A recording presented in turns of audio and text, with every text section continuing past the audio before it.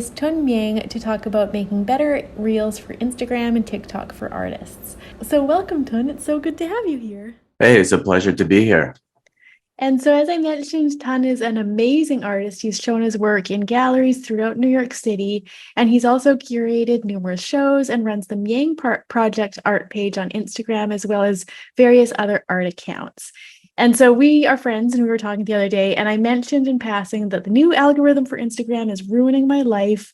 And that got us talking about something that I think is really important for artists right now, just figuring out clever ways to post good content regularly on Instagram and TikTok to get those, accounts functioning, but not having to paint like a whole new painting every day or something impossible like that.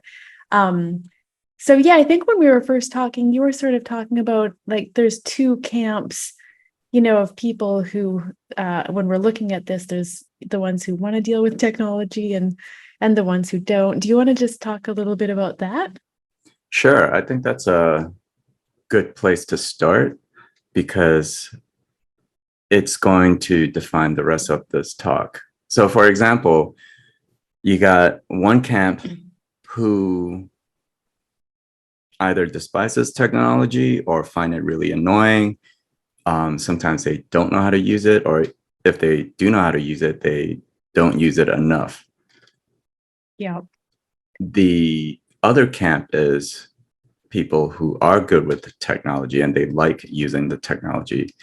And the latter camp is the one you want to be in. And that's because a lot of marketing and a lot of being seen out there and being discovered as an artist is it's mostly dependent on online presence. Yeah. Now, it used to be a little bit, or it used to be a lot more different, maybe about a decade ago, where you might be networking in person a lot more and trying to get, going door to door to galleries or going to gallery openings and meeting people and getting seen that way. And you could still do that now. But I think because of everything that has happened recently, a lot of it is moving more to the online arena. Yeah. So it is important to be good at it. I really think so too. Like the times when I have my account like functioning versus the times when my account is like kind of dead. I just get like so many more opportunities like rolling in and even more connections with artists, just like people reaching out to me um so I really do think it's really important for us as artists like these days. Yeah, totally. And Yeah. if you have people helping you out in real life, and you do have great connections, you don't really need to do this. And if you can afford a marketing team, you don't really need to worry about this. Right. So the people we're talking to right now are the people that would need this sort of thing to help them get discovered by galleries, art critics, potential new collectors, everything that will help an artist grow in their art career, basically. Yeah, totally. And I mean, and that's like most artists can Yep. definitely find a lot of benefit in this. And I think that yeah, everything's like moved to reels. And so I think what I've noticed is that even some art accounts that were doing well before, I mean, I experienced this too. Although my account wasn't doing well before, I finally got it running with reels, but the reels, it's a new art form in itself, I think, and that's what I really want to talk about, like what I'm actually really excited that we've kind of been plotting and scheming about, the best ways to sort of make reels that are really, like just really good reels. They perform well and it's not hard to do. Like, so when I first started posting on Instagram, whenever that was, say 10 years ago, and I would try and post like one photo of my work or something, even then I felt like, oh, it takes me like a year to do a painting. How could I post like on Instagram every day or something? But with these reels, you and I and a number of other artists were developing strategies for like ways that we could make these short, easy reels that perform really well, get our accounts running, which gets our art career running. And it's like there's like a formula. There's like a total formula to it, and it's doable. Yeah, I think that was a big aha moment for both of us when we realized that it is scalable and you can do this consistently without burning out.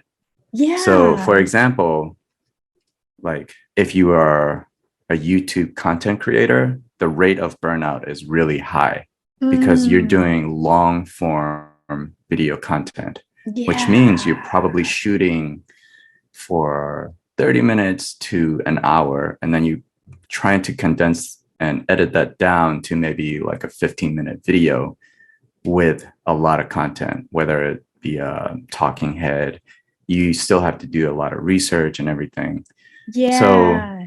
the difference with Reels is it is a short form video content. But as Exactly. creators, a while back, a good friend of mine told me, he said,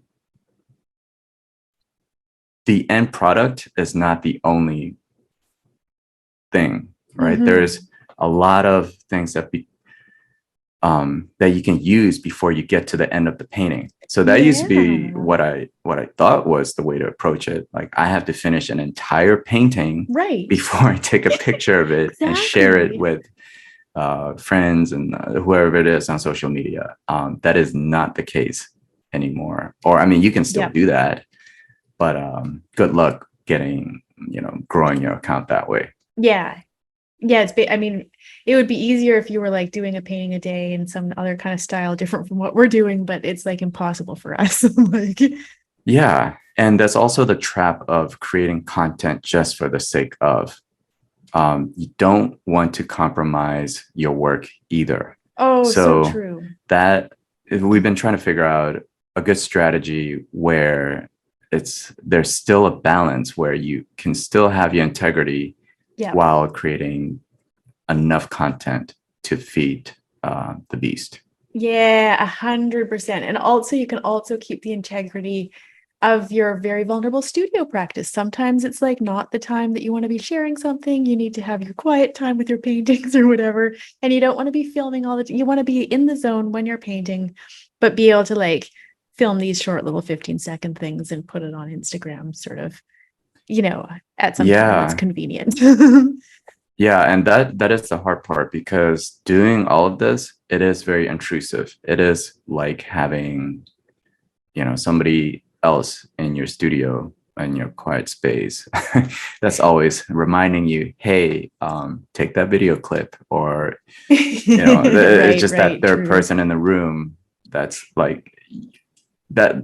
And this is something I'm trying to get around also, because my mind works completely different now, because when I'm creating art, I didn't used to have to think about this, but now I'm constantly thinking about this even while I'm painting, meaning my attention span is always at risk of being Hmm.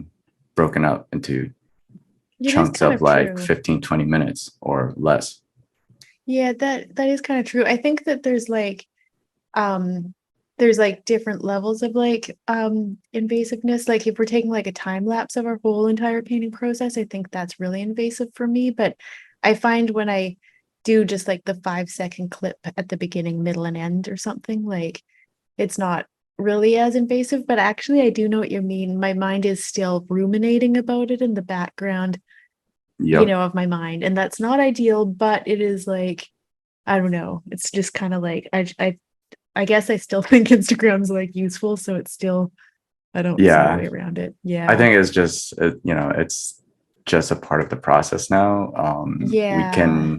We don't have to like it, but we do have to operate in that way A little bit. to keep making content. So that's the other thing, right? You can hate Mhm. this as much as you want, but if it brings you results, Yeah. it's a binary question. Are you going to do Yeah. it or not? Yeah, totally. And like I do, I have like I have a lot of artist friends, and I definitely like know a lot of people who are like, upset that their career is sort of stagnant or something like that. And it's like, well, you know, like and they hate Instagram, and I don't blame them. I do too. I take long breaks from it sometimes, which then the algorithm hates me. But you know, that's the thing, is that if we're like doing this, just feeding the beast, as we say, the art opportunities come and it sort of fuels our art practice. And then, you know, when we have a show scheduled, like we paint more and stuff, and it's good for them that way too, I guess. Oh But I yeah, wonder, absolutely. yeah, totally. But I wonder, should we like dive into some of the basic like thoughts, like ways that we've found that we can just like, I feel like there are like 5 or 6 basic types of videos that you and I have discovered that we can like basically do to just like get these things coming out on a regular basis. Um, do you want to mention a few, and maybe I'll mention a few or something? Talk about some of the strategies. Yeah, sure.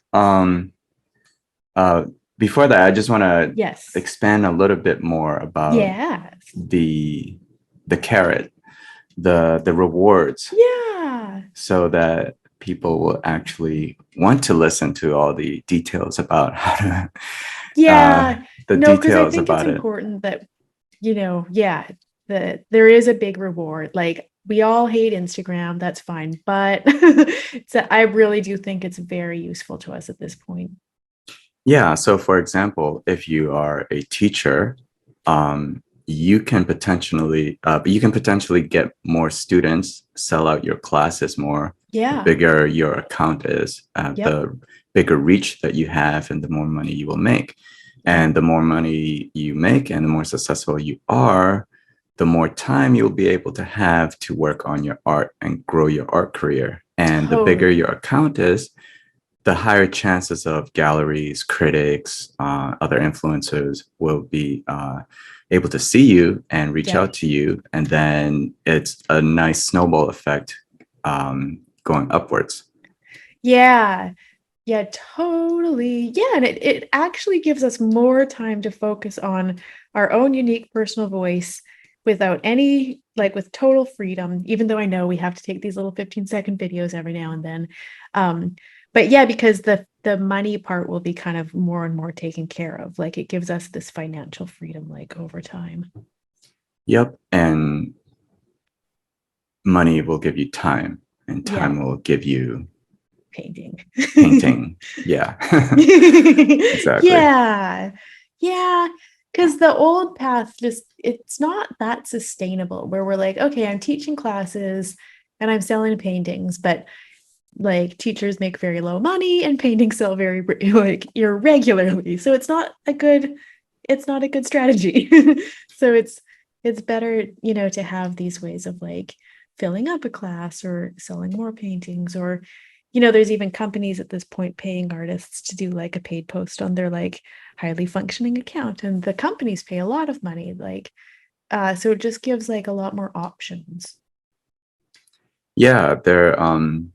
If your account grows really, really big, brands will reach out to you, and you could get a lot of money, A lot. to work with them. And we're Yeah, talking, anywhere from like 5K all the way up to like 30K a post.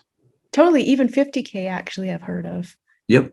It's like, Yep. So whoa. depending on how you Whoa. negotiate these deals, Yeah. you can do that. So that's what you have to look forward to, or what you can look forward to if you're become very successful at this.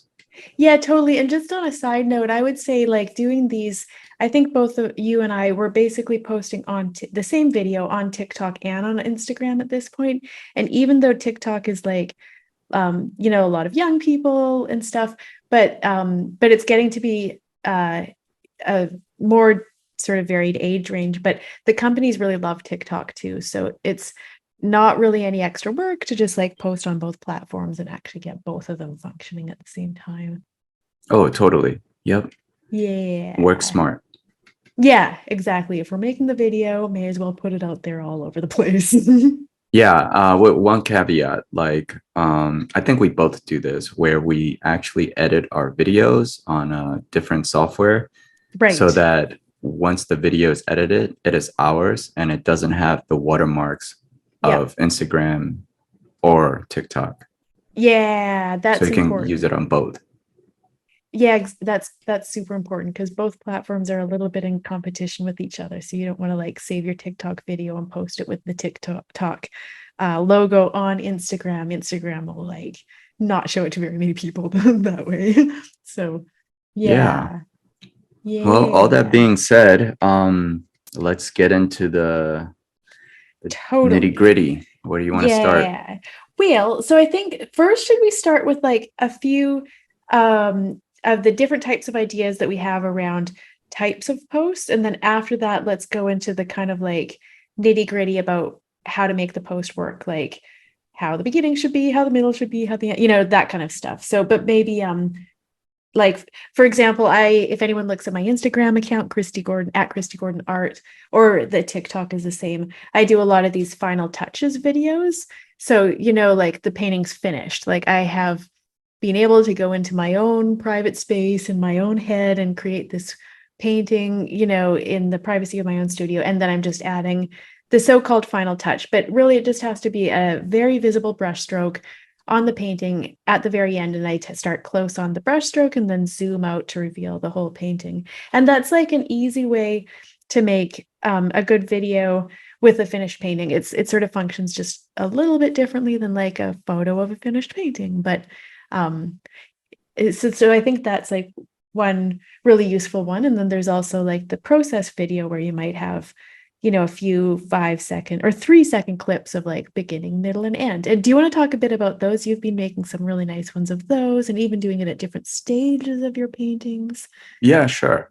I would call these themes, right? We're talking about different Yeah, themes of yeah, yeah, yeah, painting. yeah. So, for example, the theme that you were talking about, the final touches Yep, video, yep. I recently did a studio visit with an artist, and he actually had a bunch of different master copies lying around that he had Ha, posted in the long time ago, just of the image alone. yes.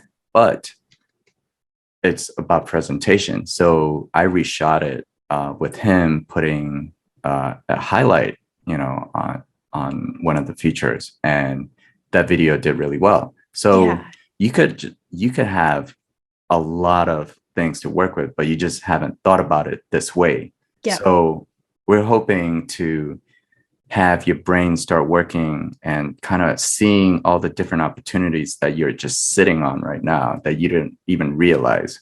So, we're giving you gold here. That it's really well put. It's true because you might have a studio full of like finished works, you're just waiting for them to sell. And all you need to do is go through each of the paintings and add like a highlight to each one, film close, then zoom out, reveal the whole painting. And this is like Instagram gold. And then if you hate the brushstroke, you can wipe it off. It's not a big deal, but Yeah, you just need exactly. something new to post on Instagram. Yep. And you could do this ad infinitum. 100%. Sometimes I'll do like one brush stroke on the nose highlight, one on the eye highlight, add a little lip gloss highlight. And these are 3 separate Instagram posts. Yep, exactly. So that's one theme. Yeah. And another one that you were talking about is the process painting. It could be process drawing or it could be process painting. Yeah. So what I've been doing lately is I'm starting a new series of paintings, and I've just been messing around with different ways to present this and how to document the entire process. And I'm just laying in the first layer of the painting. It doesn't look great, but I don't care at this point because it's more about me trying to figure out how to shoot the video, right? So there's a couple of ways to approach this, and I've done 2 different versions of it. And one version is to just have a camera on a tripod or a gooseneck, have it sit in one place and do a time lapse. Yep. This is the easiest way to do it. You just press record and paint and forget about this thing, right? And then you just go in later and edit it. Yeah. The other way, it takes a little bit more effort, but I think it has a higher yield as far as engagement. Like the engagement rate goes up, I think, if you do the second version. Mind you, I have seen time-lapse videos that do really well, depending on how is shot and framed. But so okay, so the second version is taking like 2 to 3 second clips of the process, and the whole point is to capture the progression of the painting from beginning to end. So we haven't talked about this, but this might be a good time to talk about the format, right? So the format is pretty simple. There's the hook, the beginning, middle, and end. And yeah, maybe we should just go into it. Yeah, totally. Yeah. Yeah, because it's kind of building up the information. So the end is the payoff, and the hook is the thing that's going to draw people in. So just keep that in mind when you're creating your video. If you follow this format, I think your videos will do a lot better. And I think this is where most people fail. I think so. Me too. I think I think we're still trying to figure the hook out. And I think there's a lot more answers than we think. There's just so many different ways to approach it, but there's also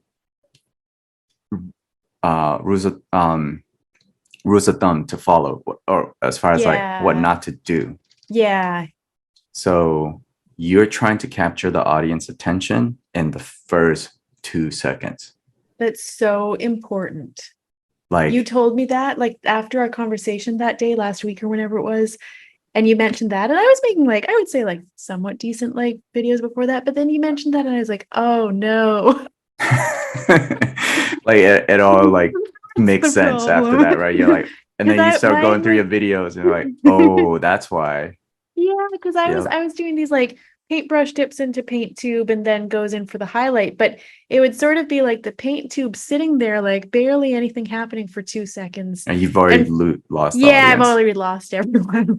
It doesn't matter how good the painting looks. It doesn't matter how great the video is. If you can't capture the audience in the first 2 seconds, you're done. So really, you have to put something super striking in the first second, like Dina Brodsky, who's helped both of us so much. She's like the wizard of like Instagram, and everyone should take her Instagram classes. She does amazing videos, and some of them start with like drips on a piece of paper, and it's like, woo, what's happening here? It's so exciting or whatever. And I've noticed some artists who are doing these process videos, like Ken Goshen or something, because it's tricky if you start with a blank canvas and then you're just starting with a few lines and the process eventually evolves into an amazing painting. But he does this clever thing where he cross dissolves to the finished painting and then back to the beginning in the first 2 seconds. So you can be like, oh, wow, it really works out. I want to see how he got there. And then like Devon Rodriguez, he does the like drawings of people on the subway. He has the caption like giving a stranger a drawing of themselves or something like that. And then so, wait for the reaction. And those two things happen in like the first couple of seconds. Yeah. And so it kind of makes you be like, oh, I really want to see what happens at the end or whatever. Yep. So yeah, those are like a few of the ways, but like you said, there's lots of ways, and it's interesting to study any videos that we see that are really working and to study the ones that we're seeing that are totally not working, and like to really notice those things. So another big aha moment we had when Kristy and I were talking was the length of the video. Right. So some of my videos were like 40 seconds or 32 seconds long. Yeah. And if you consider the point of view of the audience, those seconds are very precious. So you're asking a lot. And unless you already have a huge following account, and if not, then they're not going to watch the video all the way through. And one of the parameters of Instagram and TikTok's algorithm is dwell time. So you want to kind of keep that in mind. So when you're starting, you want to keep your videos shorter so that the percentage of dwell time is higher. And the longer your video is, you just making it more difficult for you. to be successful with it in the beginning. You can make longer videos after. Yeah, that's what's so interesting, isn't it? Like, so the smaller accounts, maybe like 100,000 and less or whatever, we should be doing like 7 seconds to 15 seconds, like short videos. Like that way we have a good chance of having people get about 70% of the way through our 15 seconds, you know? And then when you get the bigger accounts, you see people doing the longer videos and they already have this big following, like you say. But that I was like really surprised too to see how many even 7-second videos there are that are getting millions of views. So yeah, keeping it short, because like you say, the payoff is at the end. So we want to see the reveal of the final painting or whatever it is we're waiting for. And if we wait like 20 seconds and we still haven't seen it, we're like, ugh, I give up. yeah, exactly. And another thing we realized was the loop. And that's really fascinating. Yeah, that one I didn't even realize that, I know. that was a that's thing. Like wizardry. Yeah. We could get into that later. Yeah, or actually maybe that's I think that is one of the themes of the types of, so for example, I have an eye painting, which anyone who's looked at my account has seen it like millions of times. Oh, and by the way, for everyone who's listening, what happened with the algorithm that really got me in ton talking about this is that it used to be okay with us reposting videos. I would get like, you know, a lot of views the first time and repost it a couple weeks later and get like the same amount of views. So it was fine. But then the algorithm changed and now it really, really doesn't like content that's being reposted. So so for example, I have this eye painting that I've talked about. I've got a couple eye paintings. So the process video is the one that I had played over and over again, and it's really grown my account. But then I needed to like, you know, make new content for this this like algorithm change. And one video that I did was like a few random eyelashes sort of separated in parts of the eye, so you can't, well, actually I'm not sure it was totally successful, but what the goal was so that it would sort of, you wouldn't kind of be able to keep track of which eyelash had been painted. So you would find yourself watching these eyelashes being painted, and I kind of timed it so the music would loop, so that the beginning of the kind of refrain or whatever started right at the right exact time as the first sort of part of the music ended, if that makes sense. So that basically people would get trapped into watching the video over and over, not realizing they'd already watched that eyelash be painted. That's just like an example. And then I also do like the final touch video on that eye. So just finding ways that you can use like the same painting and get like 3 amazing videos or more like out of it. So anyways, all that to say, I think that the looping videos still fits within this idea of themes of types of videos that we can do. So what kind of loops have you seen? The nicest one I've seen so far is this girl, Silver something. Yep. We can put our tag in the notes later, but it's just like I think it was like a 7-second loop of her painting, and each brushstroke seamlessly continued into the next, and it was timed perfectly with the beat of the music. So now we're getting really into the details of this, but all of this stuff matters. So if you're so let's do a macro version of like let's step back a little bit, right? So here are all the different things that you're juggling with. So the first thing you want to keep in mind is the format, right? So you're training yourself to become a bit of a director. So now you're a painter and a director. Yeah, it is short a new form art video. Totally. So you have the beginning, which is the hook, as I was like the hook, which is also, you know, the intro, and then you have the middle, and then you have the end, which is also the payoff. And then you have themes, like what sort of theme will you be fitting into that format? And then you have editing. How are you going to edit it? And what sort of music you're going to use and all that, and what sort of like hashtags, captions are you going to use? So those are like the different components of it. Another thing, just to add to what you're saying about the changes in the algorithm, is that this mostly affects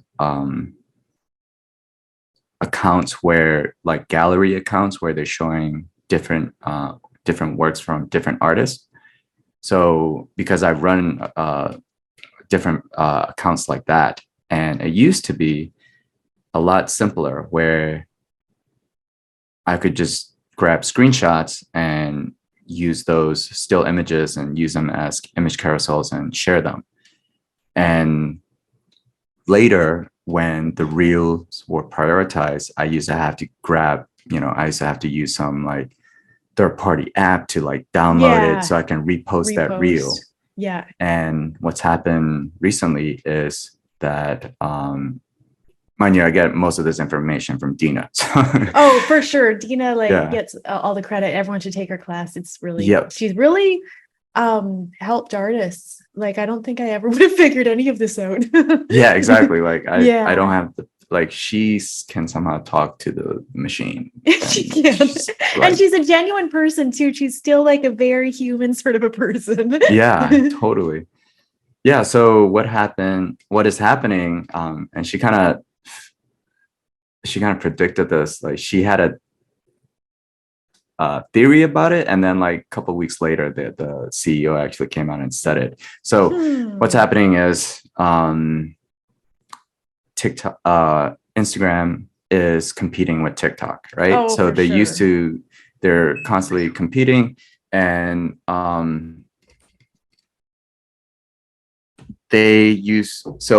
in the beginning, Instagram tried to replicate the video, right? And now what they're trying to do is replicate the algorithm. So, which means that Instagram is pushing original content. So if I wanted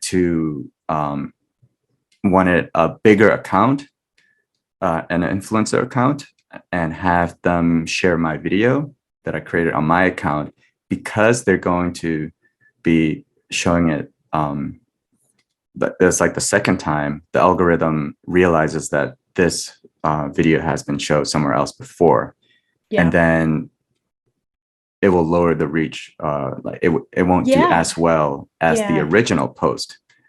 So that really makes things a lot harder. So the only workaround me and Dina have figured out so far is to actually get original content from the artist. Yeah.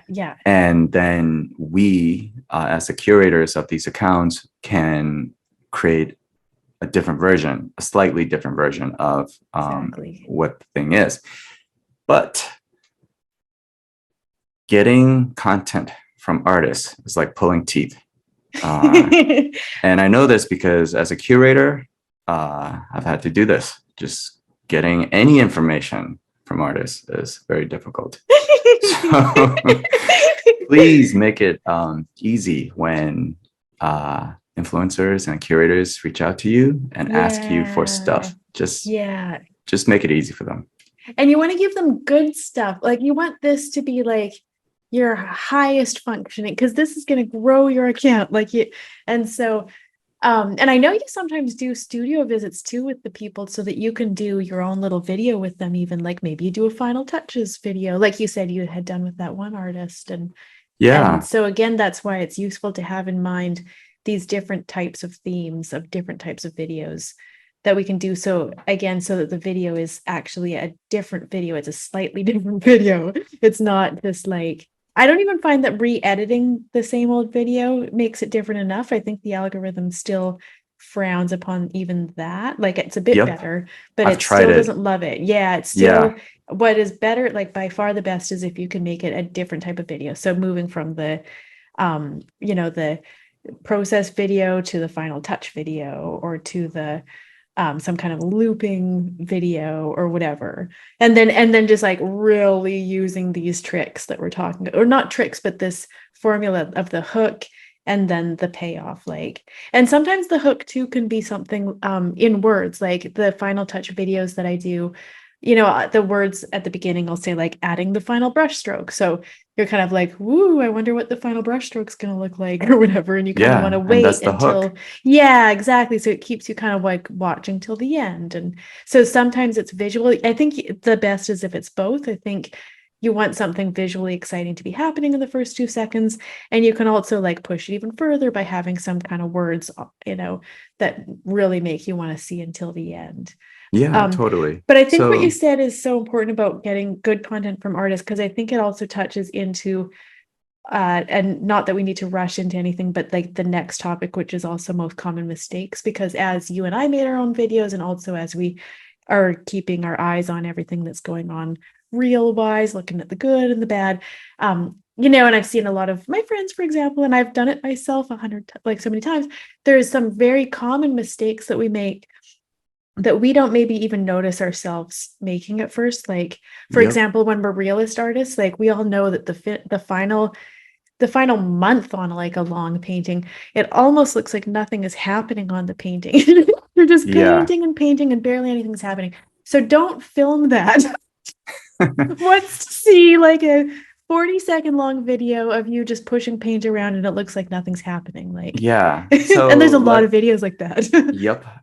So let's take it back to Yes. the my painting process and Oh, what I've good. been doing, because that's Yes. a Yes. good case study. I've just been 100%. kind of fumbling around with it. Oh, me So too. the first time I've done like, I think 2 paintings so far, and it was just like the first layer, black and white. And the first video I did of it, I definitely made mistakes. So for one thing, it was too long. I did have, I thought I was doing the beginning of it correctly, where I think I just kind of like zoomed in on the painting, Yeah. but it wasn't interesting enough. And Right. the clips between the progression of each clip was also too long. Yeah. So Right. That's a good I point. also tried doing time lapse mixed in with real time clips. That's kind of interesting. Yeah, but I found that that mix doesn't really work as well. Yeah, it's hard to So that's picture. another thing that I found out, because it changes the pacing of the video once you put it all together. So you don't want to do that. You want it to be this like nice, smooth process, where you don't get taken out of the experience of enjoying the video when the pace of it changes or something changes and you're just like, what am I looking at? So, things that could take you out of that experience can be like the pacing, the music, and the length of time. If you are even thinking like, wow, when is this thing going to be over? Like, you're done. Like, Yeah, you're you've screwed. just failed your audience. Yeah, totally. So I did all of these mistakes, and Yeah, me too. and I'm still learning. So now what I've done is I've seen this other video where this guy just like puts the his canvas onto his easel, and it's just like this motion where it gives you the context of the size of the painting and just a little bit like, yeah, so it's mostly context, and it shows you a little bit of like the space that he's working in. So you kind of get pulled in, and then and the frame doesn't move that much, but it's consistent. And a lot of his other videos, he does the same thing. So he has a camera at a certain angle, and I've broken down his video to kind of like learn from it. So so that's the other thing you want to think about, like how many clips are going to be in your video and how many different angles are you going to use. Yeah. Now, he had 5 slightly different angles and had about like 30 something clips. So when I was that doing seems work like a on, lot. it's a lot, but I it think worked. that's too much. Really? Yeah, Huh. I think so. And I think it's like a very advanced. He's pretty advanced because his video is beautiful. But like when you're starting out, you probably want to be working with maybe like, I don't know, like 8 or 10 clips max. Yeah, totally. And as far as angles, I don't know, like 5 is not a bad number. You don't want it to be too many different angles so that it gets a little distracting. Yeah. So you want the angles to add to the story, right? So that's one thing you want to keep in mind. You want to keep moving the story along, like the progression has to be happening like every millisecond. And Totally. every frame has to count towards that payoff. Like you're not just Yeah. placing a camera or your phone in front of your painting and thinking, oh, I'm the best painter here and everybody's going to love this. Nobody Right. cares. Like No, it's not nobody about the cares if art. your painting is good or not if the way you're presenting it is crap. Totally. So you need to get over that part first too. Yeah, and then in the same breath, if you're doing amazing paintings and your Instagram account is dying and you feel like, oh my God, nobody likes my work, that is also not true. It's just that you don't have the Yes. algorithm running properly. Yeah. So going back to the different camps, I think this would be like the Yeah. subcategory Yeah. of like people who are Right. trying, Oh, it's so sad. I've been there. It's but so like frustrating. you get frustrated and you start blaming all the wrong things. Now Yeah. the solutions are right in front of you. So Yep. this is like when somebody starts to go on a diet, right? Yep. All the information is out there. There's way too much Yeah, information. it's very simple. But the solutions are very simple. If you want to lose weight, eat less, work out, sleep well. Yep. Just Yeah. that's it. Yeah, Like, yeah, yeah, totally. That's the thing. And it's exciting for me because have artists that I work with in my art mentoring program and they start making reels. And of course, it takes a little while to get the algorithm to notice you. And so that's the disheartening part, like where you're posting videos and you're like, oh, it still isn't really functioning. Maybe I'll never get it.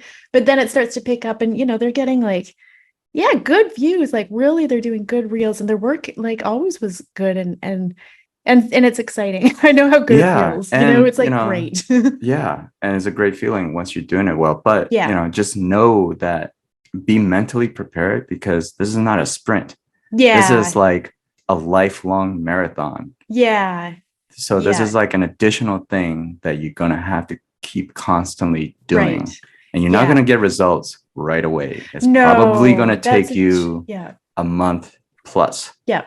Yeah. Yeah. Just to be kind of geared up for that, you're going to be making good content for a month, posting it, and it'll do like mediocre and sometimes better, sometimes worse. And you're going to keep posting. Yep. And then you have to And then it'll keep, be like, bam. yeah. And then you have to keep looking at the stats and then tweaking. You want to keep tweaking yourself. Like you're going to make a lot of mistakes in the beginning. Like you're not just going to figure it out right away. Like that just doesn't happen. And if it does, good for you. Like it's a miracle. Yeah.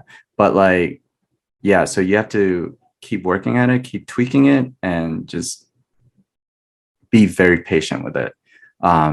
Don't get disheartened. Don't get mad at the algorithm. Don't get frustrated.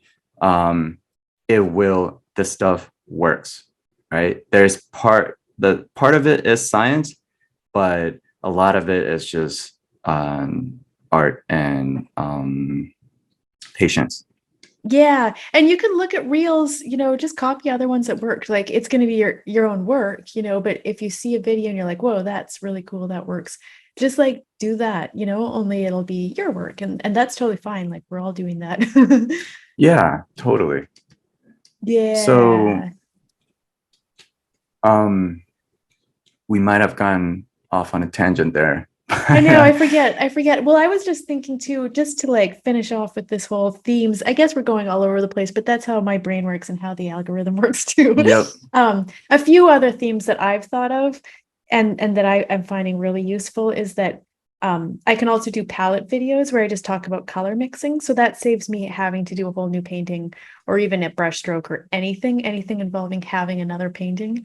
I can just have the camera focused on my palette and just maybe have 3 colors and mix, talk about how I mix flesh tones or how I mix whatever. I did a yellow shadow side one recently, and those ones do really well. And if I do it with a voiceover and I use the captions sticker, they function really well. And you could also do like painting something super easy, like painting an apple showing something like a study or whatever. So those are kind of like the other additional ones that I found that I can. Oh, and there's one last one. The other thing that actually does pretty okay-ish is like if you have a final painting and you want to show it, to kind of have the canvas back facing the viewer and just slowly turn it around as if there's all this anticipation. Because after a while, people kind of are like, well, I really do wonder what's going to be on the other side of that canvas. So it just forces them to watch for 10 seconds, which is really all you need. So Yep. it's like a way of showing a finished painting.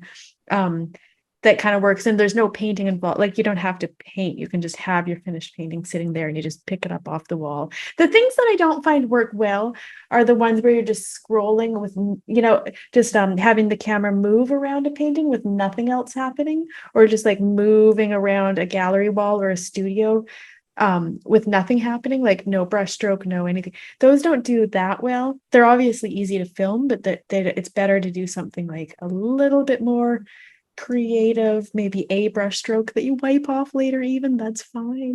Yeah, totally. Yeah. And there's also like the varnishing videos. Oh, the varnishing videos, forgot about those. That's another, yeah, that's brilliant. Yeah, Yeah, so there's so many different themes and exactly. subcategories of themes.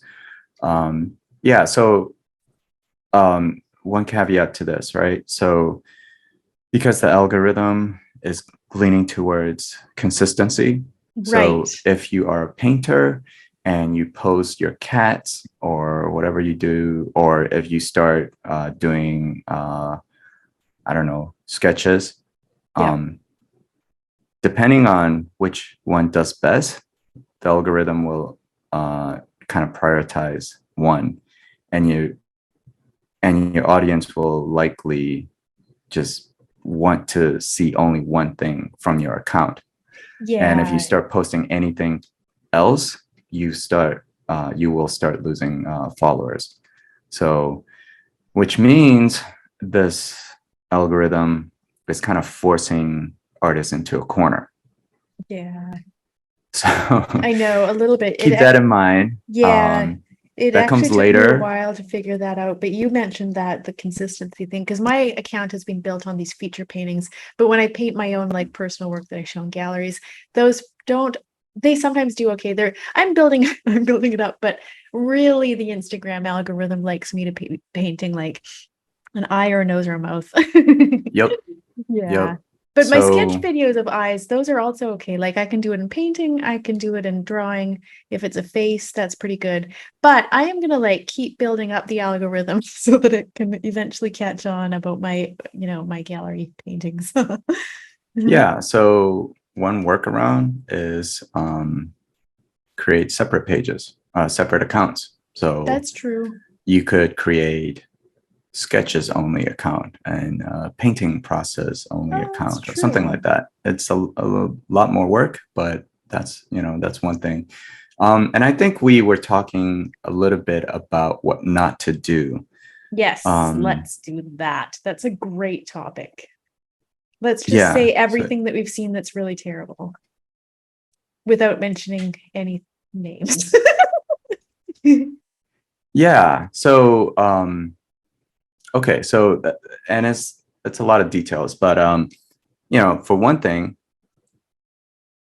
don't start off with a video clip that's going nowhere, right? Yeah, yeah, yeah. If it is a video clip of you mixing paint,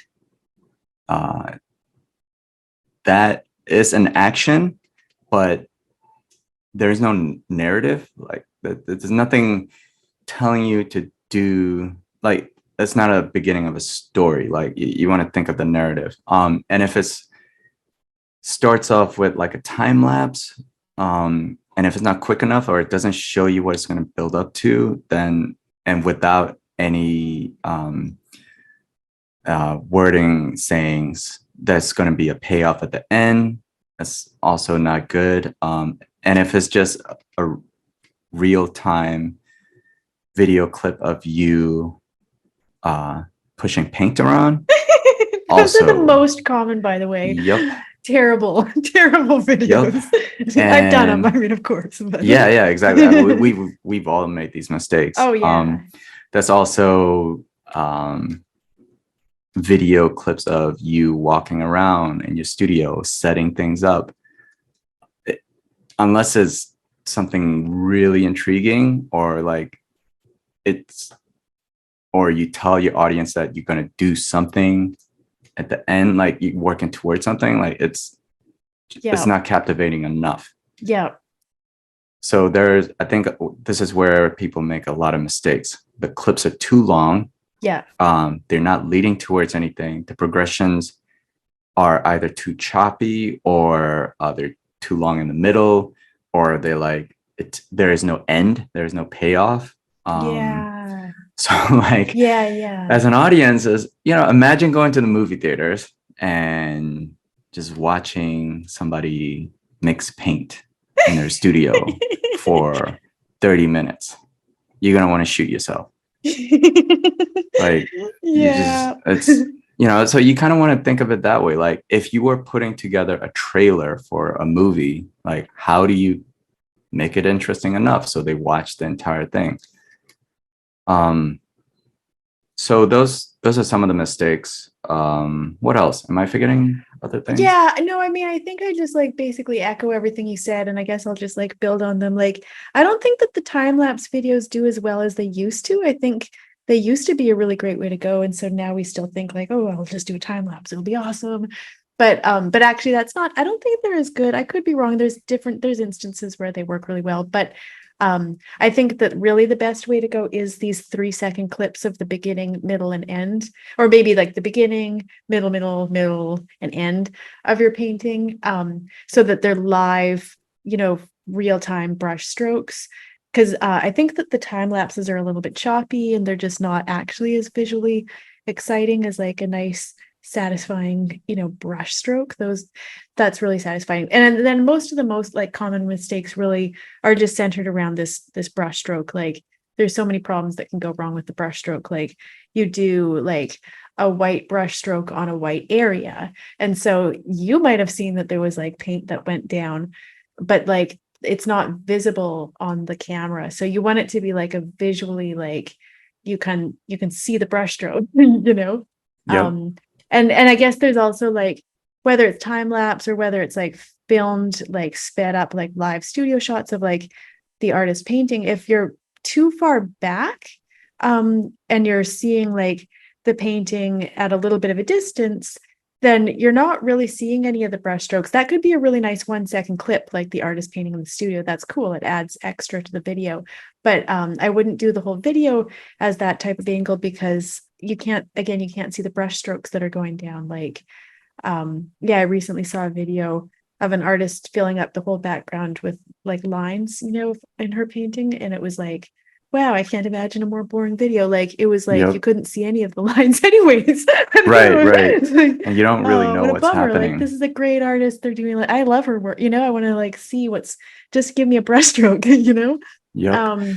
Yeah. So I think most of the problems occur with the brushstroke, like, or this, like any of us realist artists, we know what we are talking about when we say pushing paint around. Like, you're kind of blending, you're kind of just mushing paint around, but nothing, you can see that something's happening. You are making the painting better, but it's very subtle.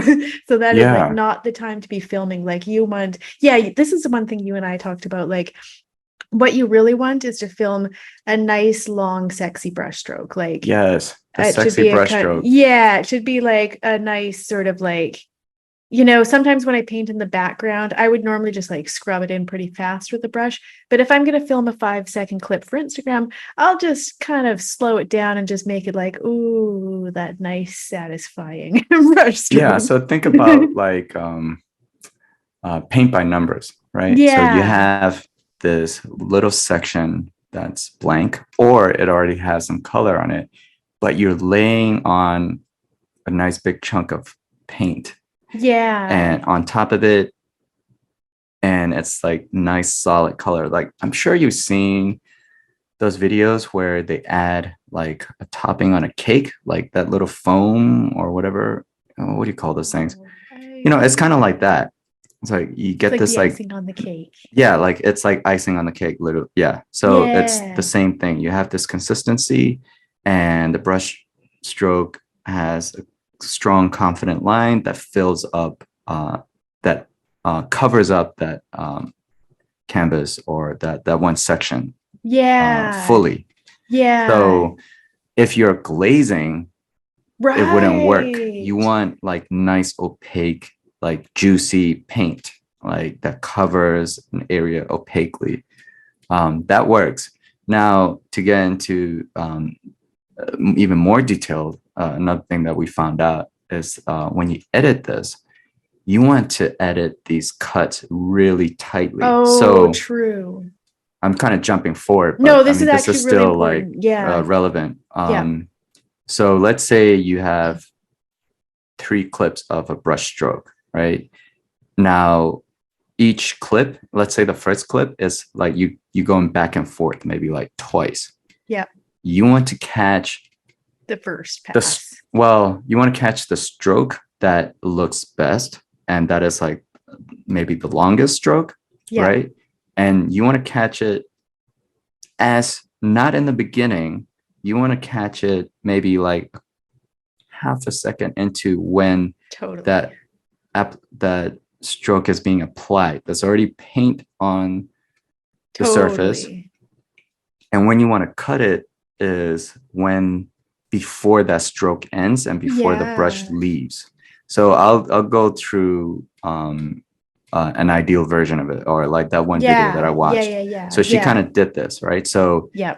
when you're watching this and when you edit this way, it's almost as if she's doing one continuous stroke until the end of the video. And on yeah, her although I'll last just clip, interject and say, but it's 3 different strokes in visibly different parts of the painting, but it's like the brush keeps moving, and since it doesn't finish the last stroke, your eye is still watching, and then it changes to a new stroke and you're like, whoa, and then you're watching that, and then it's like the new one, you're like, whoa, and you're trapped, you can't get out. yeah. And the cool thing is, on that last clip, she finishes the stroke and then zooms out. Amazing. Right? So you get like that double payoff. And on top of that, each stroke goes with the beat of the music. Yep. So totally. So good. You will get good at figuring out what music works and what music doesn't. Like I personally love, putting these beats together, and like I would sometimes spend like 15 minutes looking for like the perfect song that goes with the pacing of my edits, my videos. Now you can sort of plan it out. So if you're doing like 2-second clips, you're looking for song that has like like that fall on that second, that the beat falls on that second. So the way it look is when you play the video is when that beat drops, something changes in your video, and it just has this like amazing effect. And your brain just kind of like melts, and like it just like flows in, it goes into some like weird flow mode. So that's when you've done a good job. Yeah, totally. And sometimes I'll actually use TikTok because sometimes it gives good music. A lot of the music on TikTok is really like kind of lame, I think anyways. But sometimes it'll give like really good recommendations actually. And I think and maybe that algorithm is better at reading these cuts, So sometimes, it is, I think it's reading that. And so the music that it recommends often works quite nicely with the cuts. Yeah. And so then if I find something that works really well on TikTok, then I'll go over to Instagram, where it's harder to find the good music, and I'll look for that song. And if I'm lucky, it exists on Instagram too. And that's like one trick that I sometimes use. And one way too that we can actually use the fact that we're using both platforms to make each one better. Like sometimes too, I'll post on TikTok first, see how it does, and even make a little edit or two. It's almost like I try it out on TikTok, where it's like a younger, more forgiving audience. And then I'll tweak it a little bit even better and then post it on Instagram. Yeah. Oh, can I add something to that? Because you taught me this. I was doing that and I wanted to delete my video on TikTok. And so you told me, you're like, don't do that. No, never, ever. And tell the people why. So I learned this from Devon Rodriguez actually. The algorithm thinks that you're hiding something if you delete a video. This is on TikTok, not on Instagram. So if you have a video and it does really badly and you're like, oh my God, I want to hide this from the world, I'm just going to delete it. Then the algorithm maybe it starts to think like, wow, she posted like porn or something, like it doesn't know what it was and it can't see it because it's deleted. So instead go into the settings and scroll over until you find privacy settings and then click on that and change it from everyone to only me. So then only you can view it. It's hidden from the rest of the world, but the algorithm can still see it to make sure you weren't posting anything that goes against community guidelines. And then you'll do fine. But if you delete a video, the algorithm is going to like really hate you and stop showing your videos to like anyone. So it's like, and eventually you'll catch up, eventually you can get it to function again. But it takes like time and work. So it's better to just set it to change the privacy settings in TikTok. Yeah. And, this is like a small detail that I wouldn't have never figured out if you That's why didn't tell me. having friends like you and Dina and Devon, it's like a lot of us artists are putting our minds together and we're having some success at this. And now you and I are sharing it, here and stuff too. And because I wouldn't have figured this stuff out. I don't know if any of us would have figured it out as well alone. No. And now we get these functioning like Instagram accounts and TikTok accounts and our career gets better. And there's so much room for that for so many artists. It's not like we need to keep these things a secret. We just want all of us artists to have like a good time with Instagram. There's a lot of room for everyone or whatever. Oh, totally. And yeah. And it's helpful for me. Like the more artists are doing, creating better videos, the more I can share it on my bigger accounts. Yeah. So it actually works. It's a win-win situation if you make better videos. That is totally true. Yeah. Just trying to think if there's anything else that we like left out. I think one thing that we haven't highlighted enough is that like we were talking about the process videos and taking like maybe 5-second clips at the beginning, of middle and end. Maybe beginning, middle. Say you have 5 clips or whatever, and then editing those down, like you say, so that you edit it so it's at the start of the brushstroke, as the brushstroke has been started, and then you edit it to cut before the brushstroke ends until the very last brushstroke where you actually see it finish. But so that each of these clips are about 1 second to 2 seconds, maybe 3 seconds at the most in length. So it's really snappy. Because going back to this idea about editing the video clips, and by the way, for everyone, I use Final Cut Pro X. I think Ton uses another program. I use DaVinci Resolve 17. Yeah. It's a free software you could download for the Mac and the PC. Yeah. It's great. That is great. And there's also iMovie, which you can get on Mac for free too. But so that we're editing these clips, because, well, going back to most common mistakes, like some of the first mistakes I would have made is I would film like, finishing touches on a painting or whatever, but I wouldn't have edited the clip so that you're kind of sitting, because a lot of the time when I'm about to do a brushstroke, I need to think for a few seconds before I make the brushstroke to make sure it goes in the right spot. But if I spend that first 3 seconds of the video sitting there with my brush just thinking and nothing happening, it's like a disaster. So we've got to edit these clips so that they're like fast and snappy. Yeah, the worst thing you can do, and I've seen this, is have a couple of seconds with nothing on the screen. It's just like the painting, but like you have moved your hand out of the frame and to mix the paint. And then but then like you don't edit that out.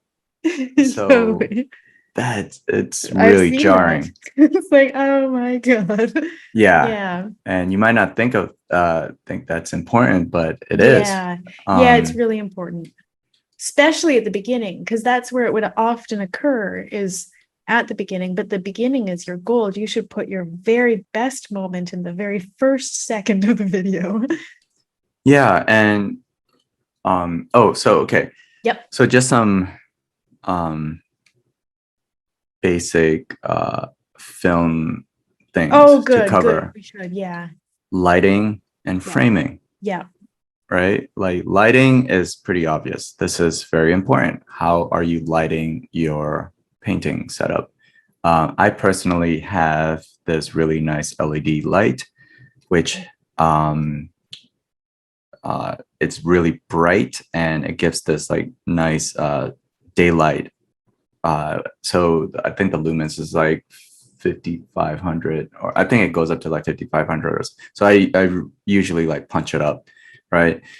And I have it over the painting, but I have it pretty close. I also want to make sure that my brush hand or the paintbrush is not casting some like annoying shadow that like gets in the frame like that um that is distracting. So sometimes you can soften your shadows by moving the light or using some uh Filler. yeah, you can not Oh, kind of I don't know what the word is, but kind of buffering the light so the light's not so strong or whatever. yeah, Diffuse. Yeah. diffuse, yeah, yep, Yeah. exactly. Yeah, that's true. Yeah. Or even having a little bit of light coming in the side so that it's like shooting like across between you and the canvas to Yep, separate you so you don't get that shadow or yeah, but exactly. you're right. You don't want the whole painting to be about the cast shadow on your painting. Yeah, so you can figure out how to diffuse the light by moving by changing the distance of the lighting and the Yep. placement of the lighting. Yep. Another thing is glare issues. I think that might even be more important than lighting because a lot of our phones, because by the way, for everyone, we're just using our phones. Um, Actually, Ton has a better camera. I'd like to get a better camera, but the phone is fine too. But Yeah, yeah, but my phone actually adjusts the light pretty well. Like it'll adjust the colors pretty amazingly, like even with yep, weird lighting and stuff. But glare would be a real problem. That's yeah. like you can't So solve that unless there's you there's a turn the couple ways canvas. around it. Yeah, Again, it's adjusting the lighting. yeah. And it so I've tried using like an expensive camera to shoot these videos, and I find that it's actually a lot better to use just the phone because you can get, unless you have a really long focal length, so you could like zoom in over your shoulder. It's easier to just put your phone on a gooseneck or a Mm, tripod close to you and true. record it. Now, because your phone doesn't, you're very limited as far as like the type of lens and stuff you can use. But I have found that you can buy these polarizing lens that you could clip onto your phone. Really? So if you have a dark painting surface and you're running into a lot of glare issues, you can Whoa. get these kits on Amazon for Oh my pretty cheap. gosh. I So didn't know you get that. all sorts of like types of lens that you could just like, you're basically clipping on a lens on top of your phone, Oh right? my gosh. And one of the ones that will actually come in handy is the polarizing lens. And the polarizing Oh, lens works just like sunglasses. It takes out the glares. Very most of it. It still doesn't Most of take it. everything out. So I almost find that it's still better to just turn your easel until you don't have glare. Just move things around until you're at such an angle that you're not picking up the glare. That's what Yep. I typically find. Yeah. Yeah. So Yeah. whatever works. So that's basic lighting Yeah, that's tips. important. And then you touched on the tripod too. Like for everyone, you can get like a tripod and you can get these like iPhone adapters. They're like $5 on Amazon, and connect to any tripod or the Yeah. goosenecks like you talked about where I you just actually clip it use, on. yeah, so I actually use both because Yep. what I was doing before is I used to clip my gooseneck onto my easel, Yeah, me and too. I don't do it anymore. It yeah, so the wiggles, right? exactly. Yeah, So the problem is as you're painting, totally. it's going Starts to bouncing around. it's yeah, exactly. So like it's gonna move the gooseneck and it's very sensitive. Very So then it sensitive. just starts like messing up your shot.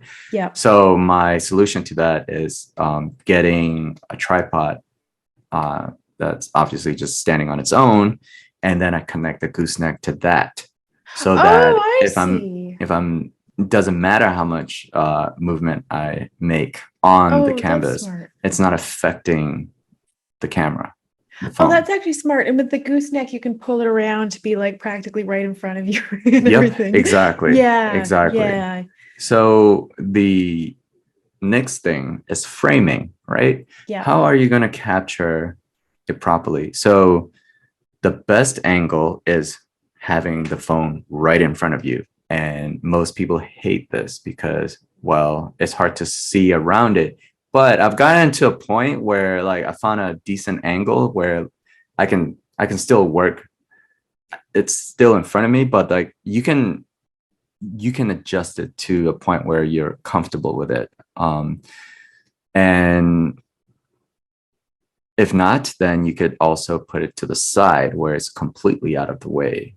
So it really depends on, the painting and the size of the painting and all of that. You don't want to have it too much at angles, so the image is warped. So you want to keep that in mind. So you're gonna have to play around with it in your own environment. Like obviously we can't predict like what sort of space you're working with or what tools you have, but these are like really simple things you can do. Like if you have a phone, a gooseneck, and a tripod, you're good to go. That's all you need. Yeah, I mean, it's and like good pretty lighting, simple. obviously. Yeah. Yeah, yeah. Yeah, in terms of angles, sometimes what I've even done is I'll have the phone like looking at the painting at a slight angle, and when I bring it into Final Cut, I'll actually transform it, like skew it, and actually adjust the perspective so that it's flat, straight on to the viewer. So that it's filming it at a slight angle, but then the video itself ends up flat, directly in front of the viewer, like straight across. So there's a lot that we can do with editing. But another thing I was thinking about in terms of angle is like I think it's really nice if people film the initial shots a little bit close up, so that helps the big reveal at the end be a bigger payoff. Like, so kind of zeroing in close on the brush stroke that you're doing so that you can see the brush stroke better, and it keeps a lot of the rest of the painting a bit of mystery. And then you might cut to a different part of the painting where you're doing another brush stroke or whatever. And then at the end, you show the whole reveal so You that, pull out. yeah, so that you don't necessarily have to have the whole canvas in view for all of the shots, more saving that for the end. But you could do like, there's different ways you could have the whole things in view for a different Yeah. reel. So if we were Yeah. to give an assignment, right? Yes. Like a practical approach to this. Yeah. So let's say you're going to work on your painting anyways. You're going to be doing this anyway. And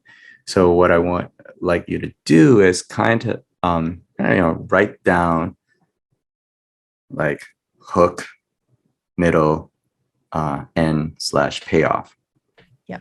And I want you to kind of brainstorm the most exciting hook that you could create out of what you are already doing. Yeah.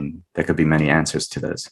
Yep. Now, I want you to also think about how much you're going to get done in that day. Now, let's say you're just recording for like a 1-day painting session, right?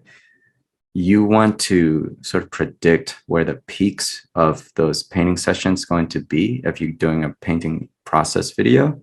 Yeah. So if you know that, like 2 hours in, you're going to be painting in this one area that's like really interesting. So you want to kind of keep that in mind.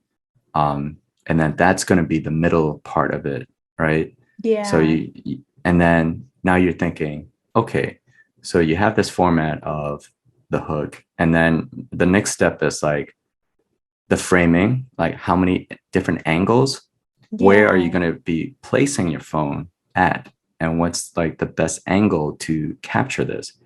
So now let's say, write down 5 different or create 5 different angles that you can use with your phone, like, and try them out before you start painting.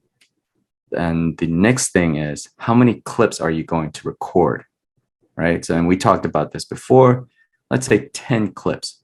Now, maximum, even maximum, like 5. Yeah. Right. Yeah. So the last clip is the payoff clip, right? This can be done. This can be approached differently, but I think the way others have been doing it is like they hold the phone with their hand, right? And if you're maybe doing the last stroke, sometimes it's a little difficult, but like you put the last stroke in, and then you kind of like step back smoothly if you can, or if you're lucky enough to have somebody help you out, then it'll be a lot easier. So those are different ways to approach this. Now, the middle part, let's say if you're doing max 10 clips. So you want to have maybe like, if you're going to break this down, maybe like 3 clips for the intro and that 1 clip at the end, right? So that totally middle part, it has to be interesting enough. And I would make the middle parts a lot shorter, maybe like 1-second clips. The beginning, you might need a couple more seconds to like do it properly. So I usually give like 3 seconds to the beginning and then like 3 seconds to the end. I like that. Yeah, that's a good format. And like, yeah, and like you say, I think the beginning isn't, I mean, the middle is a place that we can get into problems, like, yeah, keeping it 1-second clips, or even just doing like, just like 2 or 3 middle, just like moving it very quickly along to the end or whatever. So basically, as long as the clip is like 15 seconds or so, or even less. Yeah. So when I was doing my sketch videos, I was making a mistake of putting in too many clips in the beginning of the beginning process where there's not much. Me too. There's not much developed on the piece of paper that I'm working on. And you really don't want to be spending too much time on it, right? You kind of want to skip over that part. You want to show that what's, some things are progressing, but that those clips should be a lot shorter. Totally. Or maybe just skip them, like you say, and maybe just start kind of more in the middle where your painting starts to look good. Yeah. So there's like different approaches to this. I've seen people just be at like 90% of the painting and then still have the, do like a fake painting version of it. So either one of these work. And they could make 2 separate videos. That's the thing. There's just so many options. Like, so we really are going to be okay as artists with this new algorithm. It just kind of shows how many possibilities there are, and like just like what a really good like basic approach is. I love your like kind of assignment for people. And I think the like last piece that maybe we could add to the assignment is like, and then share it with a friend before posting on Instagram, and ask them like what they think, and ask them to be ruthless, like, because they'll tell you like, oh my god, it's totally boring and nothing even happened. Yeah, you and I have been doing that lately, we started doing that. It's very helpful because you're gonna need a second eye. There's like a way in which like we think we've like done all these things, but then it turns out we like totally still have 2 seconds at the beginning that are really boring. So we need to like show it to someone else. Yeah, or what happened to me last time was like my last clip was too short. So you want to keep tweaking these things until it works really well. Yeah.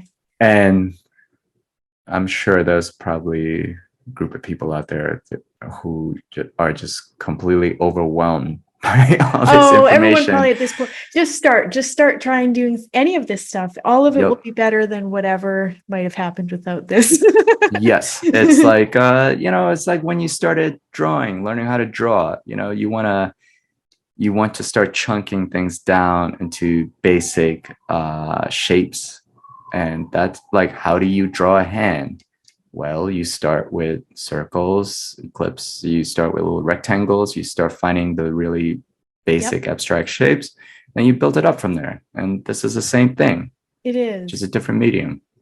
Yeah, and that's how we've both like learned all of this. And then you kind of like figure out more like, oh yeah, the hook. Oh, whoa, I could really even like write this at the beginning and that would actually loop them into the end. Ha, yes. I'm getting it. It just starts to all come together. Yeah. Oh, well, I think this has been like such a useful talk. I mean, I love plotting and scheming about these things with you, and I just thought it would be such a good episode. And I really think everyone's going to get like a lot out of it. So thank you so much for this. And where can people find out more about your work and any classes that you have and things like that? Yeah, you can find me on my website, which I haven't updated for ages, but you can see some old works on there at tunmyaing.com. There's going to be links for this in this podcast, so I don't need to spell this out. And I also created a Podia this video course last summer, and it's called The Foundations of Context Photography for Social Media. It's a mouthful, but basically I'm just teaching people how to photograph their artworks the right way and giving some basic tips about it.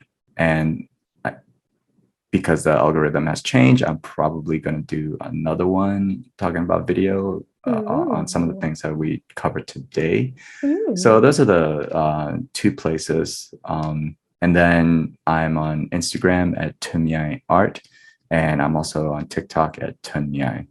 One thing I just want to add. Yep. I was talking to Dina recently, and we were sharing stats, and we're just trying to dissect our accounts. Ooh. And she told me, she's like, look, your videos have been doing really well on these different accounts, but how come it's not doing well on your account? And like, your account's not growing at the rate that it should be.